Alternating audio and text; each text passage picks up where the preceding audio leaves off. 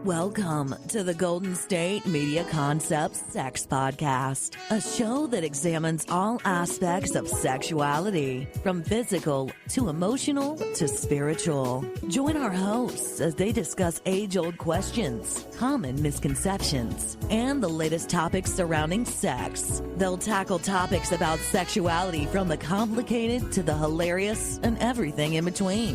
GSMC Sex Podcast is your show for all of your questions about sex, even some you might not have thought of yet.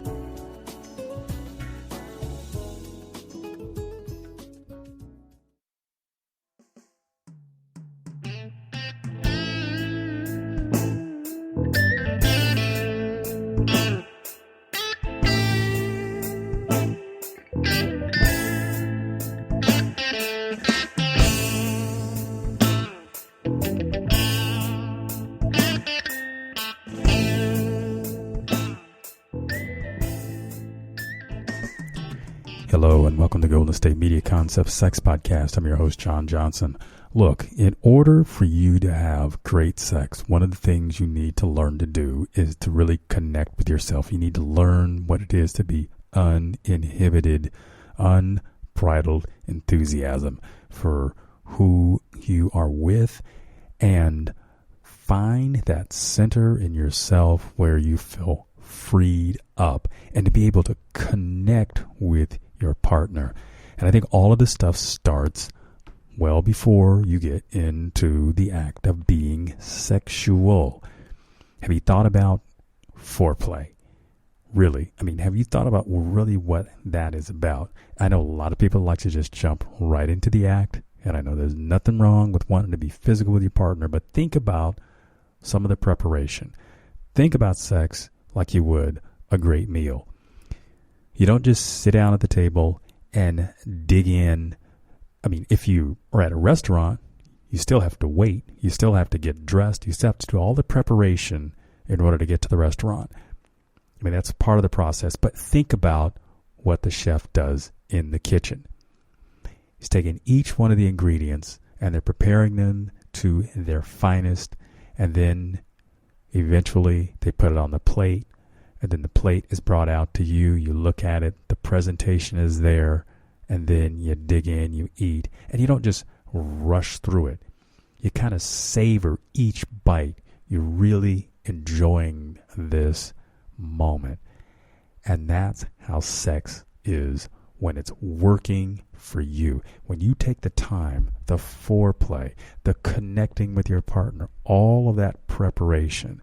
And then when you get to the intercourse, and for some people, that's what it's all leading up to. And others, let me tell you, there's lots of ways to be intimate with your partner. It doesn't always have to be intercourse. I know that's a pretty standard way of thinking about it, but intimacy in and of itself, sex, really reaches through to the core of you, and it's supposed to. It was designed to be that way.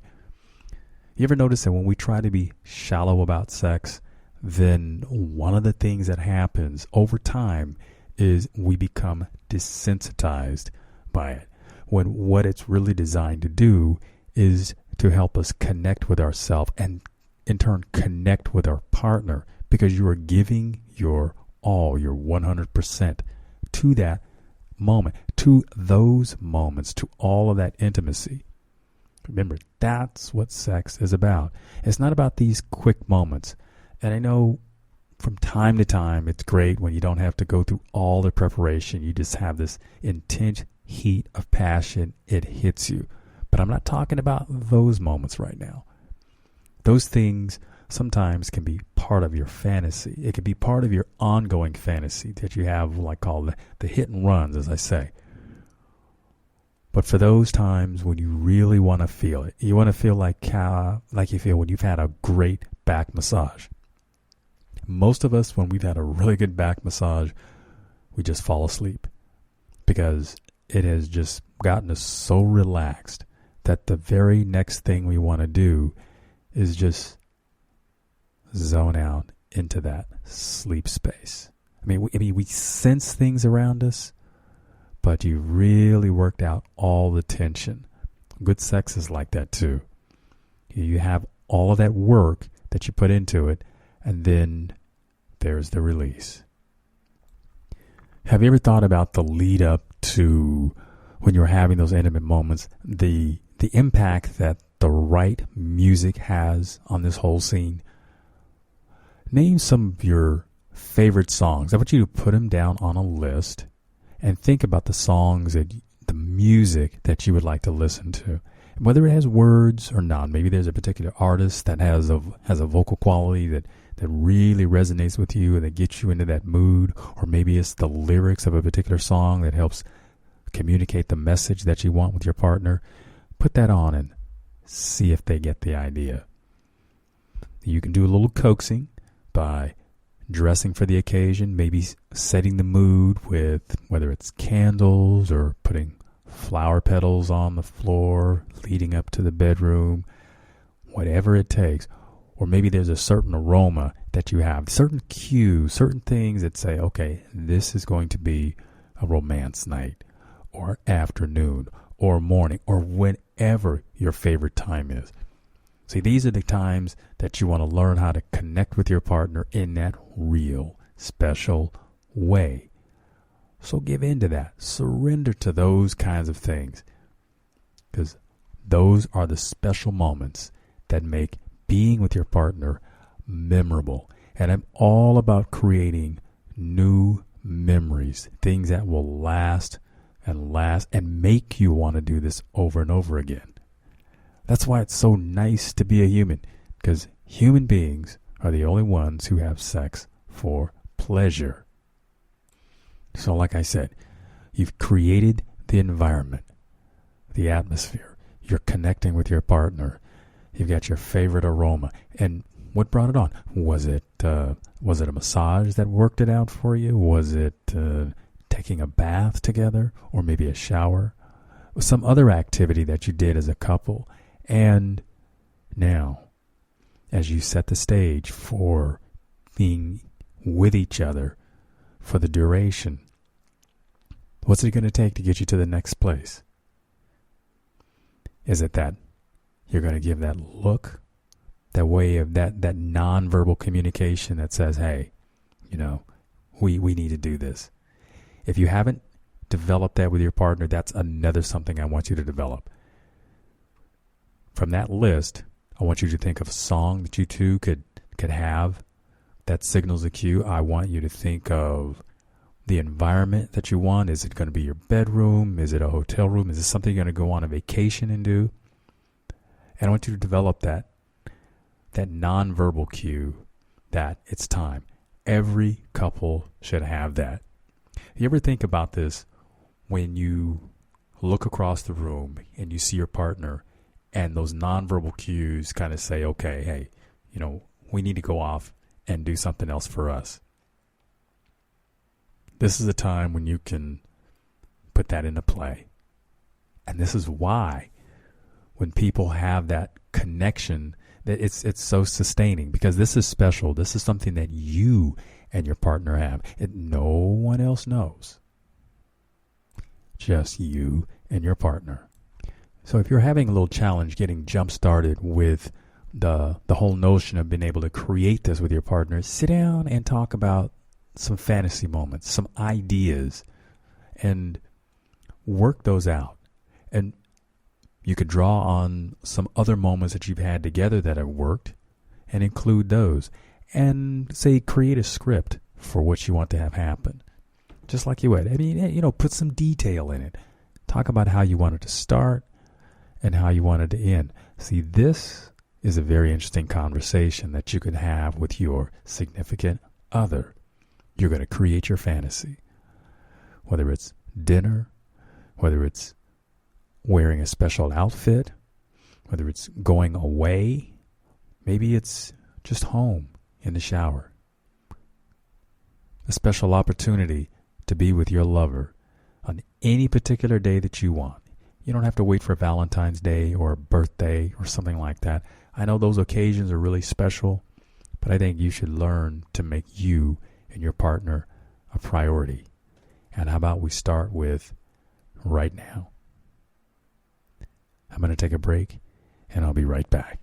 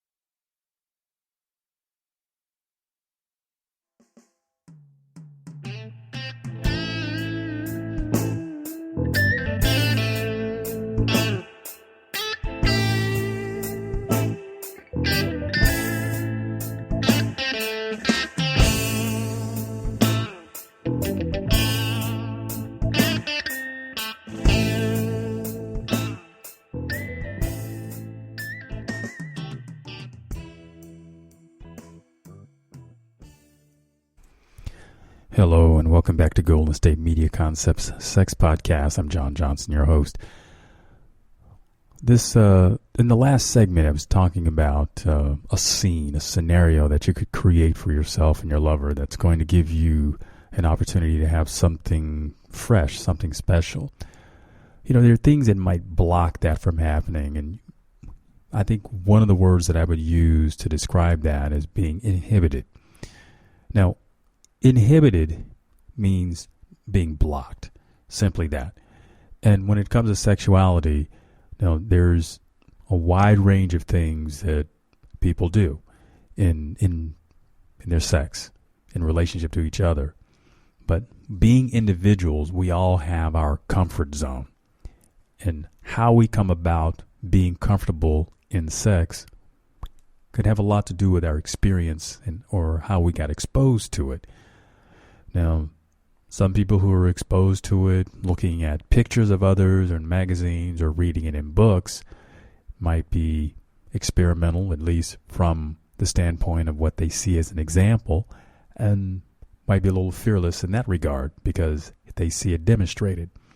Other people who have never had it like that probably would approach it in a whole different aspect with no knowledge of anything.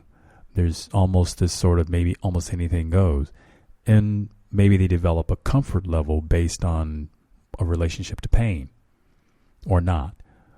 But given that that could be an experience that some people have had, their inhibitions go right up to the point of where they feel comfortable, where they feel no pain.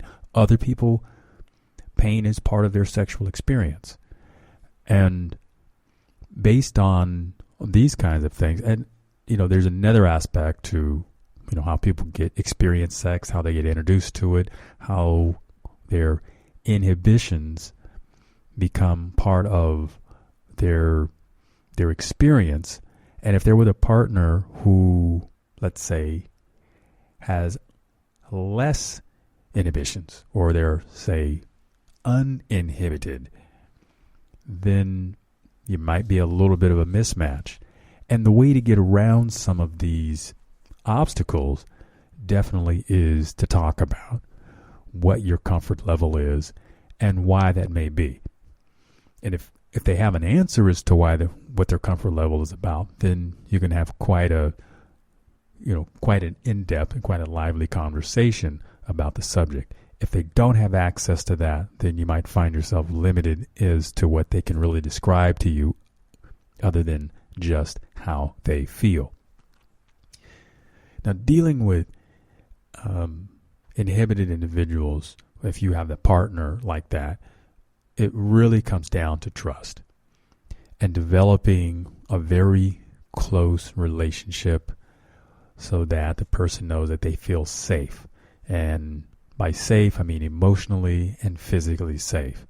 That's the main way in which you're going to at least approach some of these conditions, these concerns, and maybe push past them.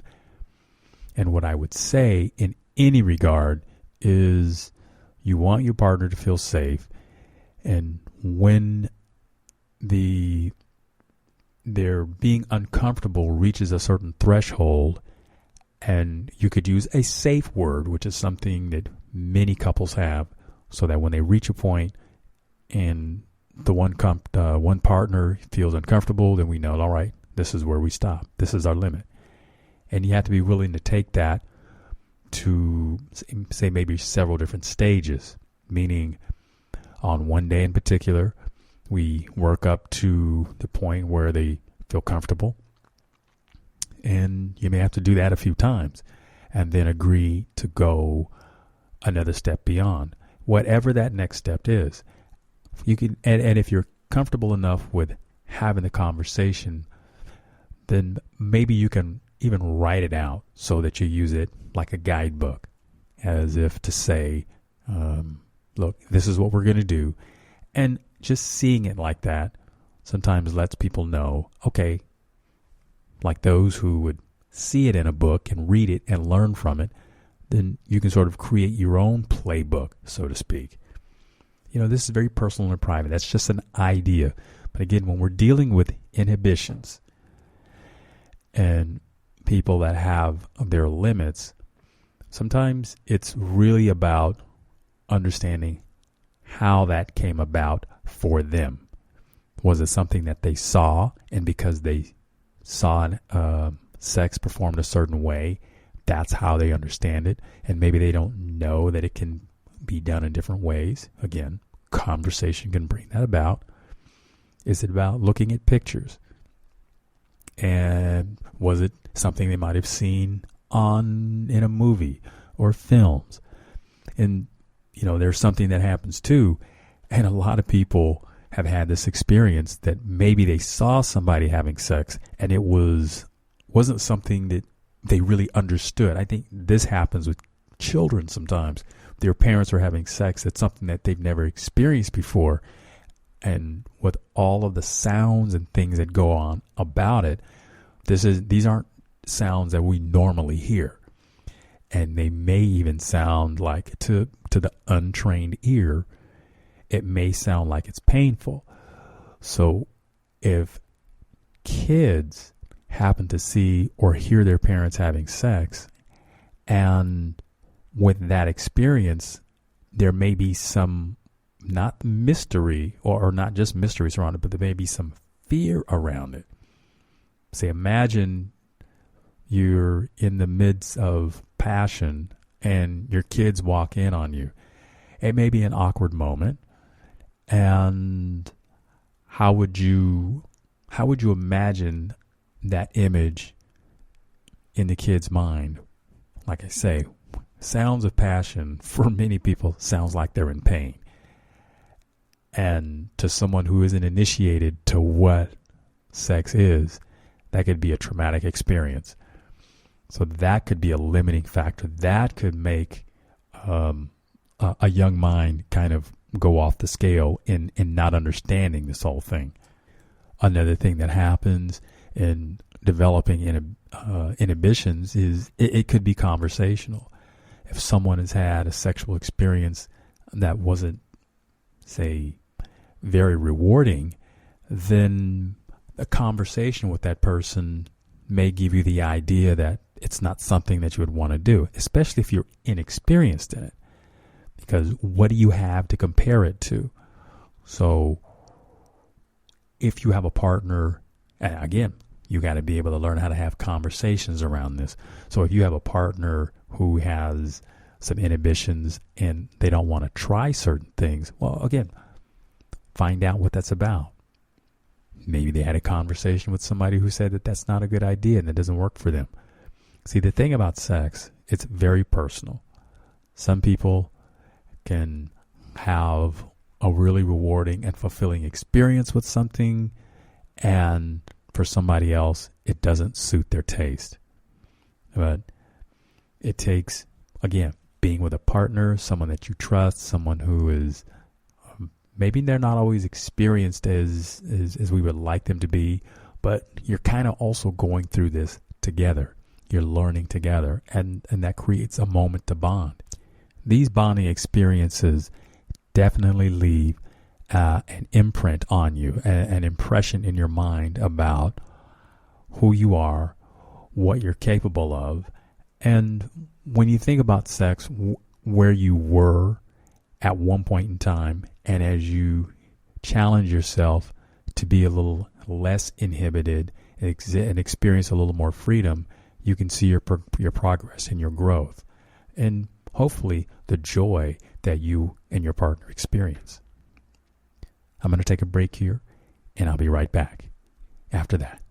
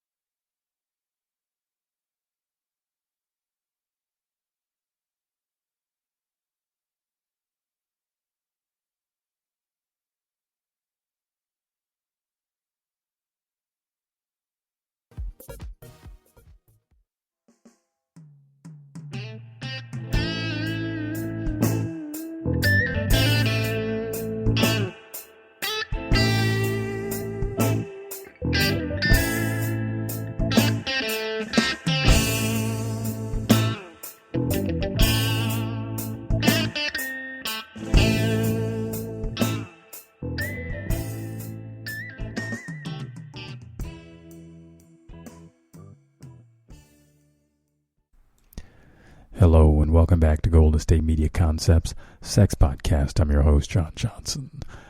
One of the things that comes to mind when we talk about having great sex and being uninhibited really comes down to your own personal health. How well do you take care of yourself? If you sometimes struggle with having robust sex, not that you have to have it all the time, but you do like to feel as though your sexual encounter really gives it back. And it's when you put something into your sex that you tend to get back from it. It's almost like that runner's high. I mean, we have orgasms lots of different ways. You certainly have to find what works for you and your partner. But one of the things that oftentimes for men, and I'm going to say this, for men, if you are having a difficulty with, say, having an erection, then it might be indicative of some cardiovascular problems.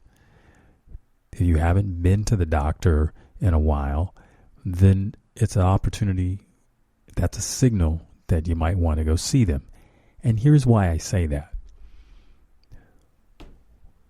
Men, because their male member is very vascular, meaning there's lots of vessels in there. Imagine what we talk about when we've said heart attacks and arteries being clogged and things like that. See, the male member is the exact same kind of vessel. There's lots of vessels and things there, and blood must be able to flow in.